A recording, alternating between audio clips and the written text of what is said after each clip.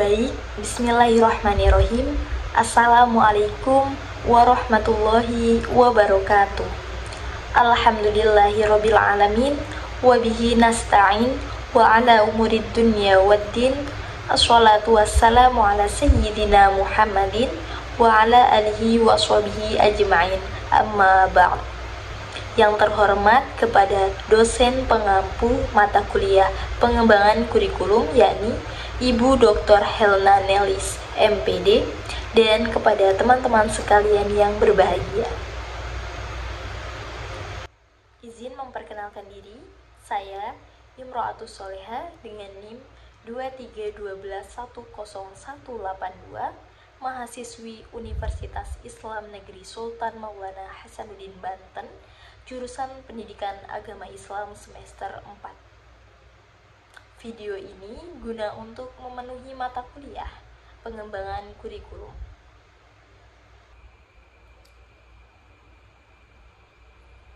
Baik, di sini saya akan menjelaskan materi yang berjudul pengembangan komponen isi atau materi atau bahan ajar dalam kurikulum. Nah, adapun pembahasannya yang pertama ada pengertian, yang kedua ada jenis-jenis bahan ajar, dan yang ketiga ada kedalaman dan keluasan, yang keempat ada pendekatan dan mengurutkan, dan yang kelima itu ada langkah-langkah menentukan materi. Baik, langsung saja masuk ke pembahasan yang pertama, yaitu tentang pengertian isi bahan ajar dalam kurikulum.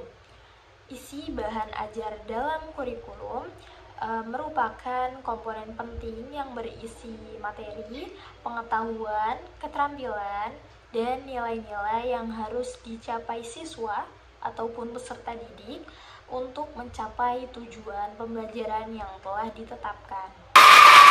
Jadi,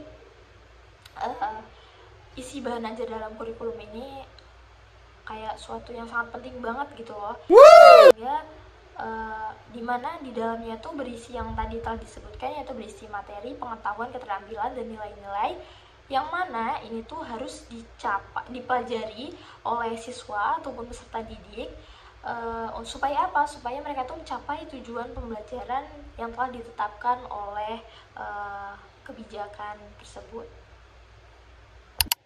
Selanjutnya yaitu pengertian materi bahan ajar dalam kurikulum. Materi bahan ajar adalah segala bentuk bahan yang digunakan dalam proses pembelajaran untuk menyampaikan informasi, pengetahuan, keterampilan, dan nilai-nilai kepada peserta didik maupun kepada siswa. Selanjutnya yaitu pengertian materi bahan ajar dalam kurikulum. Materi bahan ajar adalah segala bentuk bahan yang digunakan dalam proses pembelajaran untuk menyampaikan informasi, pengetahuan, keterampilan, dan nilai-nilai kepada siswa atau peserta didik. Baik, yang selanjutnya pengertian isi atau materi atau bahan ajar dalam kurikulum menurut para ahli.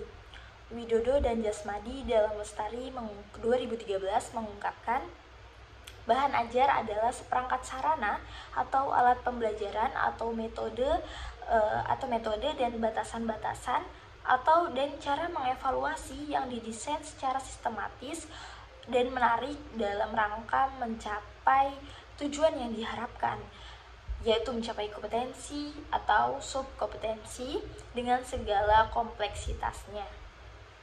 Jadi menurut saya pengertian bahan ajar itu sendiri adalah suatu metode pembelajaran yang disusun secara sistematis guna untuk mencapai tujuan yang diharapkan.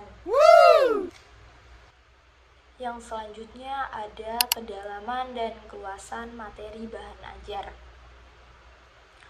Kedalaman materi, kita membahas tentang kedalaman materi dulu. Apa sih pengertiannya? Kedalaman materi mengacu pada seberapa detail dan komprehensif suatu konsep atau materi pembelajaran yang dibahas. Materi yang mendalam akan mengupas tuntas suatu topik, menjelaskan berbagai aspeknya, serta memberikan contoh-contoh dan ilustrasi yang relevan. Adapun beberapa faktor yang mempengaruhi kedalaman materi bahan ajar, yaitu yang pertama ada tujuan pembelajaran. Dan yang kedua ada tingkat perkembangan peserta didik, dan yang ketiga ada waktu yang tersedia. Adapun pengertian dari tujuan pembelajaran tersebut yaitu bagaimana kedalaman materi ini tuh harus disesuaikan dengan tujuan pembelajaran yang ingin dicapai. Jika tujuan pembelajaran yang menuntut pemahaman yang mendalam, maka materi juga harus disajikan secara mendalam pula. Yang selanjutnya ada tingkat perkembangan peserta didik. Jadi kedalaman materi ini juga harus disesuaikan atau perlu sekali disesuaikan dengan tingkat perkembangan kognitif si peserta didik atau siswa ini gitu. Jadi dapat menyebabkan jadi nanti itu tidak dapat menyebabkan kebingungan tersendiri kepada si peserta didik dan kualitas dalam memahami pembelajaran ataupun materi yang telah disampaikan. Selanjutnya ada waktu yang tersedia. Jadi untuk mempelajari suatu materi juga perlu dipertimbangkan dalam menentukan suatu materi tersebut. Jadi supaya apa? Supaya tidak lama untuk memahami daripada materi itu sendiri. Yang selanjutnya ada keluasan materi bahan ajar dalam kurikulum. Keluasan materi mengacu pada banyaknya konsep atau topik yang dibahas dalam suatu pembelajaran. Materi yang luas cukup mencakup gitu berbagai konsep yang relevan dan saling berkaitan sehingga memberikan pemahaman yang komprehensif terhadap peserta didik ataupun siswa.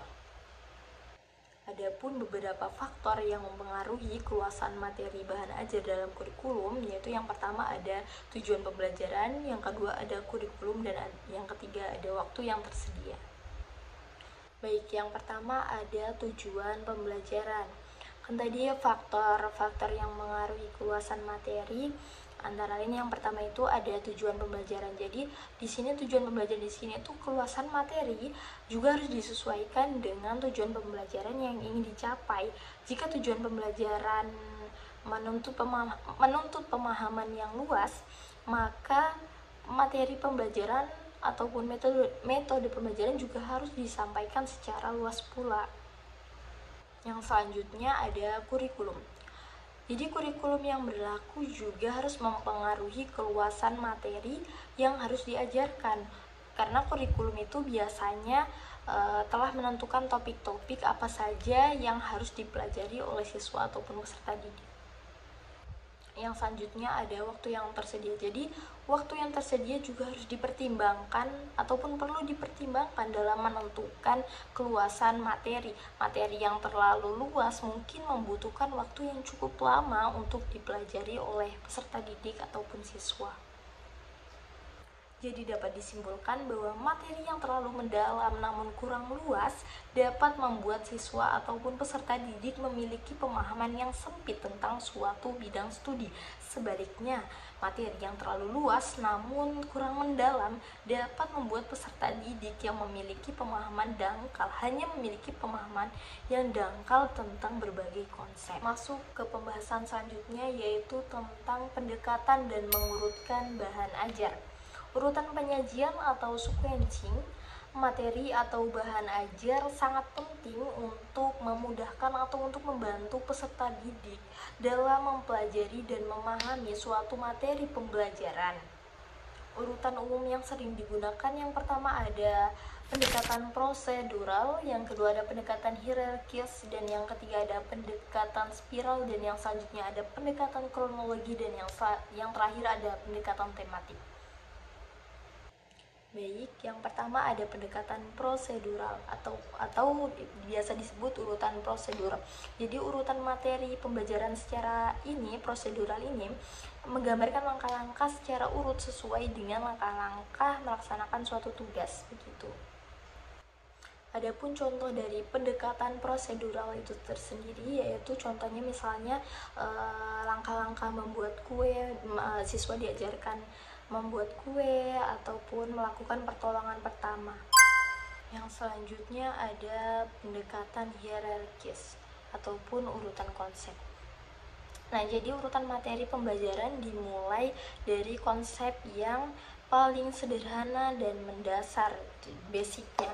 Jadi kemudian berlanjut ke konsep yang lebih kompleks dan abstrak. Misalnya contoh dari pendekatan hierarkis ini yaitu dalam pembelajaran matematika, contohnya dimulai dari konsep bilangan, kemudian operasi hitung, dan lalu geometri dan seterusnya. Yang selanjutnya ada pendekatan spiral atau pengulangan dan pengembangan. Materi pembelajaran disajikan secara berulang dengan tingkat kedalaman yang berbeda. Konsep dasar diperkenalkan terlebih dahulu, kemudian diperdalam dan diperluas lagi pada tingkatan selanjutnya. Seperti contoh pendekatan spiral ini itu adalah memahami kosakata atau belajar bahasa. Yang terakhir ada pendekatan tematik atau urutan tema. Jadi materi pembelajaran dikelompokkan berdasarkan tema atau topik tertentu gitu. Jadi setiap tema dibahas secara mendalam dari berbagai aspek, cocok untuk materi yang bersifat interdisipliner atau multidisipliner. Contohnya pembelajaran tentang lingkungan hidup yang mencakup aspek ekologi, sosial, ekonomi, dan budaya. Baik, masuk ke pembahasan materi yang terakhir, yaitu tentang langkah-langkah dalam menentukan bahan ajar dalam kurikulum. Jadi materi bahan ajar itu kan adalah substansi yang nantinya akan dipelajari oleh siswa ataupun peserta didik. Jadi materi ini tuh harus relevan dengan tujuan pembelajaran, sesuai dengan karakteristik si peserta didik ataupun siswa, dan disajikan secara menarik sehingga mudah dipahami. Adapun langkah-langkah dalam menentukan bahan ajar, yaitu yang pertama kan tadi ada analisis kebutuhan. Jadi tentukan tujuan pembelajaran, apa yang ingin dicapai si siswa ataupun peserta didik tersebut setelah mempelajari materi ini, begitu. Selanjutnya ada identifikasi karakteristik. Jadi identifikasi karakteristik dulu. Jadi bagaimana gaya belajar si siswa tersebut dan tingkat pemahamannya dan minat siswa tersebut bagaimana. Dan selanjutnya ada analisis kurikulum. Jadi menganalisis materi apa saja yang wajib dipelajari si siswa berdasarkan kurikulum yang berlaku. Selanjutnya ada pemilihan sumber materi.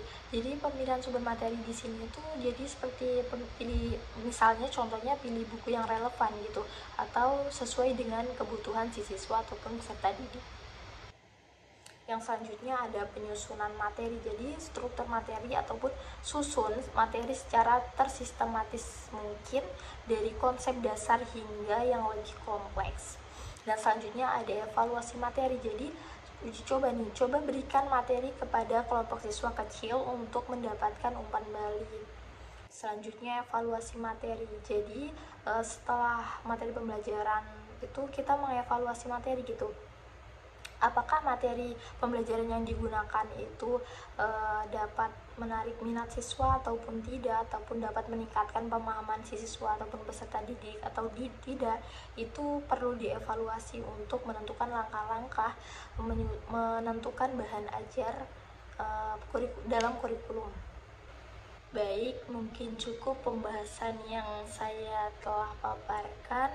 Semoga dapat bermanfaat bagi teman-teman semua. Dan saya juga mohon maaf apabila dari awal kata hingga akhir terdapat kesalahan yang disengaja maupun tidak disengaja. Saya akhiri. Wassalamualaikum warahmatullahi wabarakatuh.